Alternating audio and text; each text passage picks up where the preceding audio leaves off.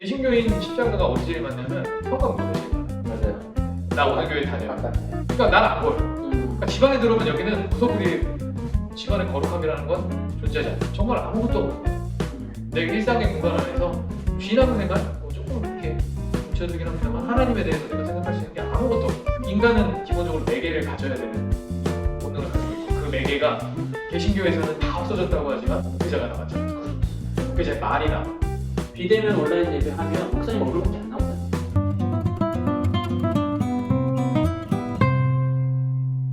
두 번째 질문으로 넘어가겠습니다. 지난 시간에는 개인 예배가 이제 코로나라는 시간 동안 2년 시간 동안 안녕했냐라는 질문으로 했는데 오늘은 이런 얘기를 좀 해보려고 하는데요. 이제 특별히 혼자 비대면 상황에서 예배를 드려야 하는 상황이라면 개신교인이 갖고 있는 영성이라는 게 좀 빈약하지 않나, 너무 내가 스스로 혼자 뭔가 할 수 있는 것이 없지 않았나, 그런 생각에 대해서 좀 얘기를 해보려고 합니다. 첫 번째 질문 드리는데 비대면 예배를 드리면서 그게 개인 예배에게 어떤 영향을 미쳤는가. 지난주랑 좀 연관이 있는 것 같지만 비대면 온라인 예배 드리는 거 말고 뭔가 여러분한테 영성이랄까 어떤 개인으로 스스로 예배를 드릴 수 있도록 하는 데 있어서 도움이 되셨다고 생각하시나요? 저는 예배 시간이 길어지긴 했어요. 왜냐하면 애들이 비대면 예배로 하니까 옆에서 케어를 해야 되기 때문에 내 예배 끝난 다음에 애들 것까지. 시간이 달라요? 네. 그러면 달라요. 어른 예배 먼저 드리고 네. 따로 해요? 네. 애들 예배가? 네. 그래도 길어지니까. 그런데 그 개인적으로는 이제 그 교회에 가서 사람들이랑 이렇게 부딪히면서 시시덕거리면서 드렸던 그 예배 이후에 그것도 사실 저는 되게 중요하긴 하잖아요. 네, 그것도 어떻게 보면 예배 장소에 들어가면서 사람들이하고 인사하고 들어가서 자리에 앉고 여기서부터 나와서 사람들하고 인사하면서 농담을 나누는 것까지가 전체가 리추얼인 것 같아요. 이 부분들이 빠졌잖아요. 편지를 쓰는데 인사말 날라가고 마치말 날라가고 중간에 이제 본론만 이제 떨렁 나온 거라서 저는 이 위에 아래 이게 좀 예, 헛헛한 그런 느낌이 좀 있더라고요. 근데 뭐 그런 것들을 저는 어떻게 했으면 좋겠는가라는 생각은 별로 못 하고 있었는데 저희 와이프가 성경 필사를 해보겠다고. 아 진짜? 네. 많이들 하더라고요. 네. 비대면 시기에 성경 필사 진짜 많이. 네. 그러니까 이게 제가 느끼기로는 이제 그 예배만으로도 채워지지 않는 어떤 헛헛함이 이제 그쪽으로 가는 거 아닐까. 어차피 사람들하고 만나서 할 수는 없으니까 혼자서 뭔가를 할 수 있는 것들 찾아 나가는 것 같아요. 오늘 해볼 얘기가 저는 그런 것 같아요. 우리 이박이 조금 더 잘 설명해 주겠지만 온라인 예배를 시청하는 비율은 상당히 늘었고 이 부분에 익숙해지기도 하고, 근데 지난주에 우리 그것이 갖고 있는 장단점도 있고 했다고 했지만 근데 그것만으로 채워지지 않는 것이 있다고 할 때 그럼 개신교인들은 비대면의 상황에서 나 혼자 혹은 가정 단위로 뭘 할 수 있느냐, 근데 할 수 있는 게 너무 없다. 이박이 좀 어떤 문제 제기랄까 그런 얘기 좀 해주시면. 네. 그리고 오늘 이제 지난주부터 요걸 갖고 왔는데 요거가 어떤 의미가 되는지 그런 설명을 좀 부탁드리겠습니다. 일단은 두 분이 말씀하신 그런 건데 뭘 해야 될지 모르겠더라고요. 배운 게 없어요. 일단 개신교 교회에서는 배운 게 없었고 아마 교육을 할 필요성도 못 느꼈었던 것 같아요. 이런 상황이 올 거라고 아무도 예상을 못했기 때문에 그냥 교회 열심히 나와서 예배 드리고 봉사하고 교제하고 그렇게 하면 그게 신앙생활이지라고 누구나 생각하면서 살았는데 사실 그렇지 않았거든요. 그리고 우리가 일상적으로 일상생활 속에서 할 수 있는 건 정말 없었어요. 그 지금 뭐 성경 필사 얘기도 나오게 됐지만 굉장히 문자적인 언어적인 한계를 벗어나지 못하잖아요. 그래서 고민을 되게 많이 했었고 저 개인적으로도 아이랑 특히나 할 수 있는 게 없는 거예요. 저희 아이는 아직 언어가 막 뛰어난 아이가 아니고 글을 막 잘잘잘 읽는 아이가 아니기 때문에 어렵고 뭘 하면 좋을까. 지난 시간에 우리가 얘기했지만 전 가정에서 도무지 집중이 안 돼요. 일단은 전 후각이 되게 예민한 사람인데 그 냄새 나면 집중이 다 깨져요. 오늘 뭐 먹었지? 아까 그거 맛있었는데 아니 이따 뭐 먹어야겠다. 이런 생각밖에 안 들어서 집중이 안 돼요. 그리고 이게 좀 가만히 있지 못하고 뭐가 정리가 안 되는 거 보면 정리를 해야 돼요. 그러니까 그것도 집중이 안 돼요.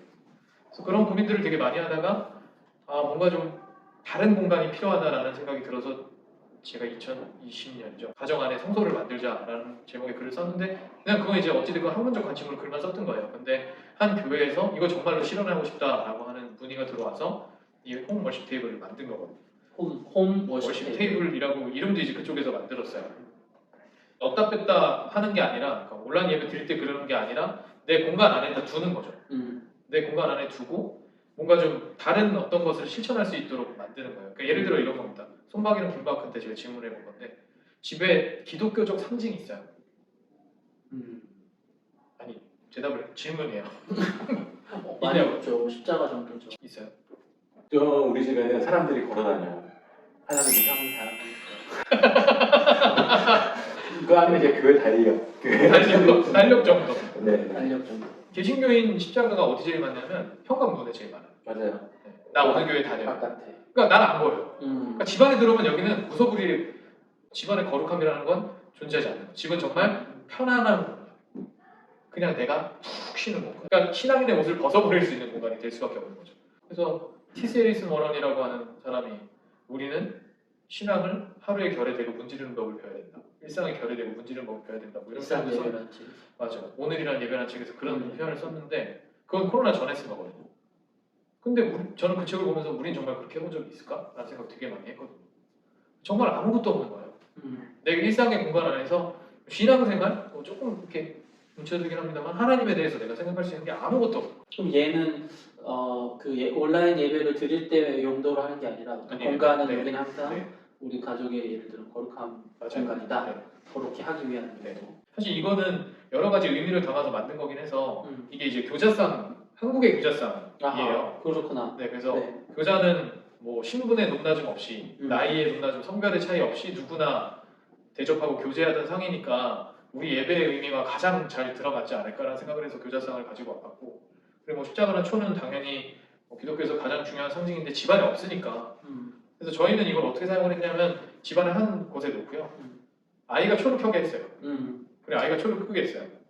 그러면 또 처음에는 예배에서도 실제 그렇죠. 실제로 아이들이 켜를 켜고 끄고 하잖아요. 목사 역할이 있는 건데 그걸 하게 했고 여기다 이제 가족들 사진도 올려놓고 그리고 가끔가다 이제 아이 보고 너가 제일 좋아하는 장난감 갖다 놔라.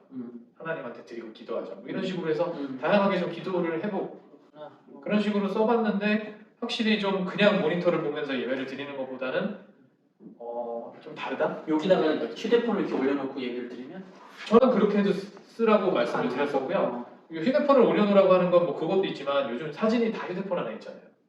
그리고 휴대폰이 제일 중요하잖아요. 그러니까 두 가지 의미가 다 있는 거예요. 그러네. 그러니까 여기다 그냥 다 맡겨놓으라는 거죠. 그런 생각 많이 못 해봤죠. 없잖아요.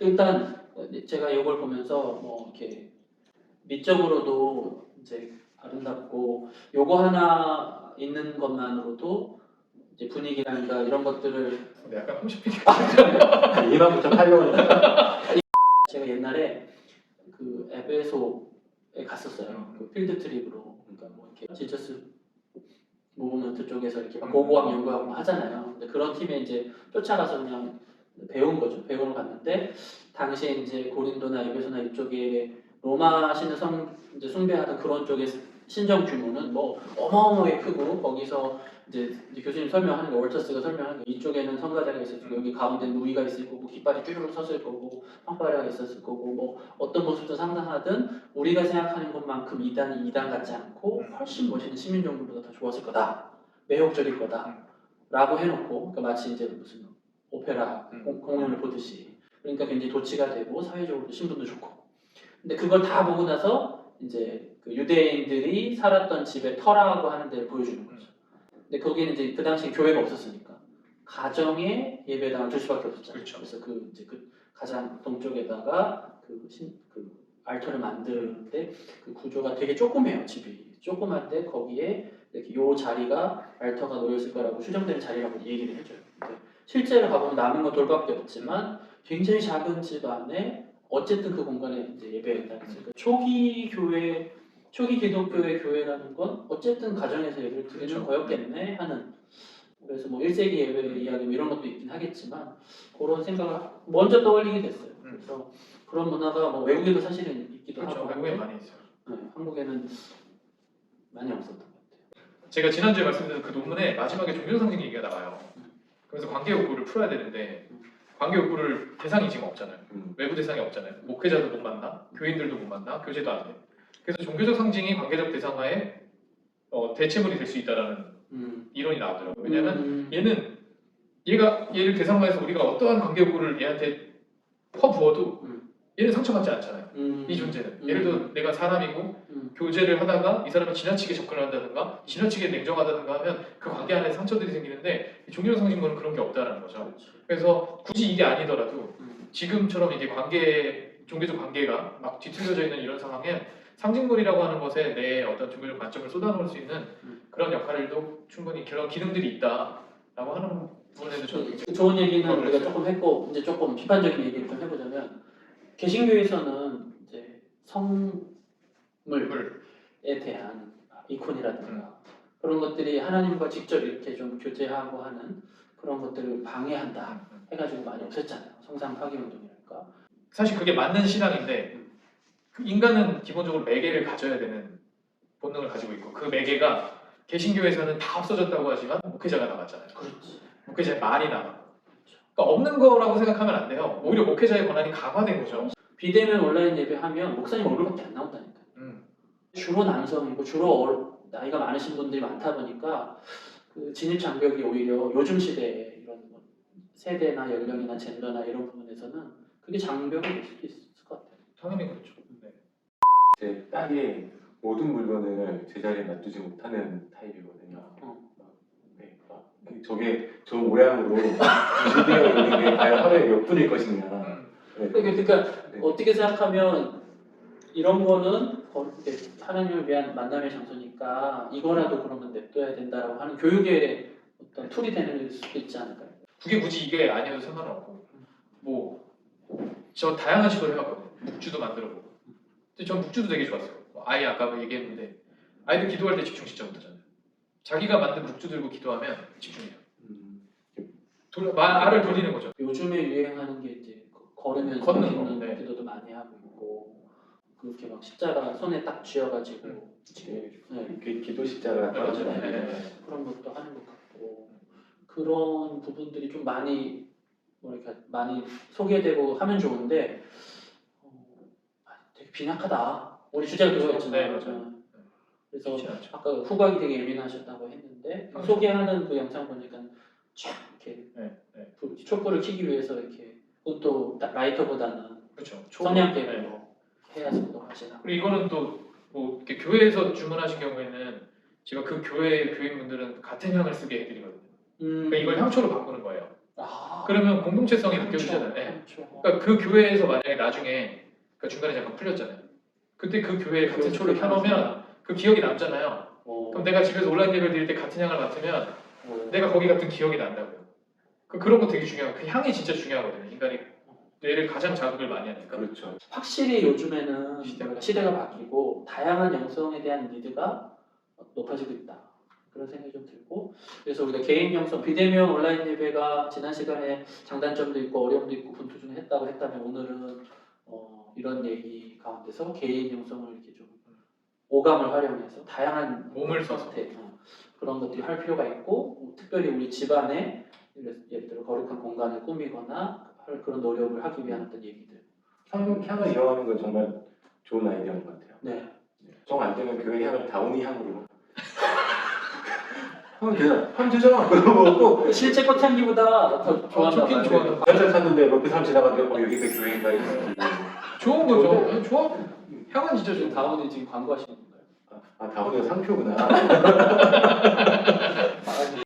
진지하게 가지 못하네요. 네. 아무튼 너무 얘기가 길어져가지고 오늘 이 정도만 얘기를 하면 좋겠는데 각자의 공간에 이제 하나님을 생각할 수 있는 그런 공간이나 방식들이 좀 다양해졌으면 좋겠다.